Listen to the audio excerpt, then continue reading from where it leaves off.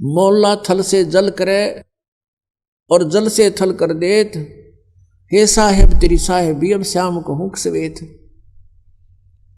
परमात्मा सब कुछ कर सकते हैं। जब तक आपके मन में ये खरपतवार भरा पड़ा है, खुरापात भरे हैं, ऐसा नहीं हो सकता वैसा नहीं हो सकता, तो आप इस अध्यात्म ज्ञान को नहीं समझ सकते, फिर आपका प्रयत्न व्यर्थ होगा। पुण्यात्माओं, श्रद्धालु की श्रद्धा ब्लाइंड होती है, वो ब्लाइंड फेथ करता है और ऐसे ही करना चाहिए। लेकिन उस श्रद्धालुओं की श्रद्धा का, उस स्वभाव का जो एक श्रद्धालु के अंदर होता है, वो ब्लाइंड फेथ करता है अपने गुरुओं पर, ऋषियों पर, जो वो बताते हैं, टीचर्स पर, जो टीचर होते हैं, आध्यात्मिक टीचर। और उन्होंने, श्रद्धालुओं ने इन अज्ञानियों को महर्षि मंडलेश्वर और परम धड़ी मान लिया, सतगुरु समझकर उन पर विश्वास कर लिया, उन्हें जो वचन कहे धार लिए, सिरोधार्य कर लिए।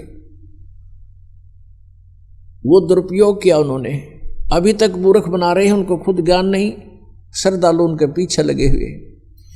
अब आप जी को ये ज्ञान ग्रहण करने के लिए फिर से आपने उसी स्थिति पाना पड़ेगा, क्योंकि काल ये चाहता है कि ये भगवान से दूर हो, किसी तरह हो।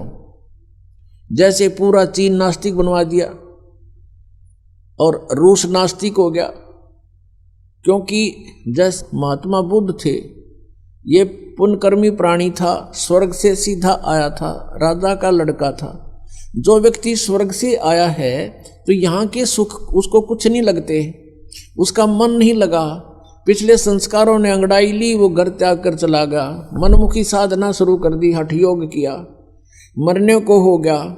गया के अंदर एक माई ने उसका मुंह का दूध चावल लगाए, जब वो धीरे धीरे होश में आया, कुछ फिर आहार करने लगा, तब उसने कहा था, starvation could not lead to salvation, भूखा मरण तक भगवान नहीं मिल सकता। फिर उसके पिछले संस्कार थे कुछ, उसके कारण उसके वचन में शक्ति थी, लाखों लोग अनुयायी हो गए, लेकिन वे ऑफ वर्शिप ठीक नहीं थी। जैसे पूरा चीन महात्मा बुद्ध के विचारों से प्रभावित होकर उसके साथ धार्मिकता से लगे थे, ना कि राजनीति से। अब आगे चल के महात्मा बुद्ध के द्वारा बताए गए साधनों से, वे ऑफ वर्शिप से, पूजा की विधि से कोई लाभ हुआ नहीं, वो नास्तिक होने थे, क्यों, भगवान है ही नहीं फिर। तो ये यही चाहता है कि जैसे ही ये लाखों करोड़ों व्यक्ति नकली गुरुओं के पास पहुंच गए, अच्छी आत्माएं श्रद्धा से बैठे हैं और सोचते हैं मोक्ष होगा, अब उनको इस ज्ञान का पता चलेगा, परमात्मा के सच्चे ज्ञान का, तो वहां से भागेंगे वह। ऐसा कोई पागल नहीं आज के दिन, ऐसा बावला नहीं है कि उन मूर्खों के फिर भी चिपका रहेगा, और फिर भी चिपका रहेगा तो है उल्लू पड़ा रहेगा वहां पर।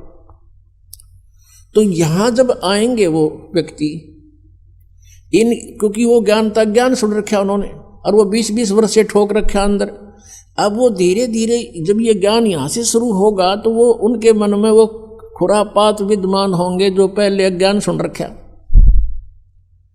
वहां तो वो ब्लाइंड फेथ कर रहे थे, अब यहां ब्लाइंड फेथ हो नहीं सकता, क्योंकि वो दूध के जले हुए हैं। अब छाछ को भी फूकेंगे तो उनको टाइम लगेगा सेट होने में, इतनी और उनका दुर्भाग्य है कि वहां से लोगों के फंस गए जिनका ज्ञान भर दिया आपके अंदर। लेकिन अंत में फिर आपने जब ये ज्ञान और ये प्रमाण सामने आएंगे, फिर आपने पुनः फिर ब्लाइंड फेथ करना पड़ेगा इस दास के ऊपर। और जब आपके हृदय की अग्रम मग्रम खत्म हो जाएगी, ऐसा नहीं वैसा नहीं, तब भक्ति शुरू होगी। गीता जी अध्याय नंबर 2 के श्लोक नंबर 46 में कहा कि अर्जुन, जब तेरी बुद्धि भिन्न भिन्न प्रकार के भ्रमित करने वाले वचनों से हटकर एक तत्व ज्ञान पर आश्रित हो जाएगी, तब तो तू योग को प्राप्त होगा, तब तो तू भगत बनेगा, साधक बनेगा। नहीं तो कभी कुछ इधर ध्यान जा रहा है, कभी वो सच्चा होगा, वो झूठा होगा, वो कैसे होगा। इनसे हट ले गिर एक तत्व ज्ञान पर आश्रित हो जाएगा जब तेरी साधना प्रारंभ होगी।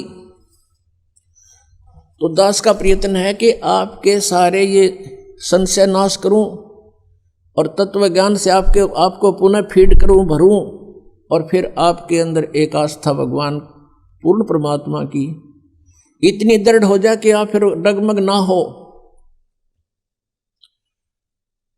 और इसके बिना आप इस मार्ग पर चल नहीं सकते।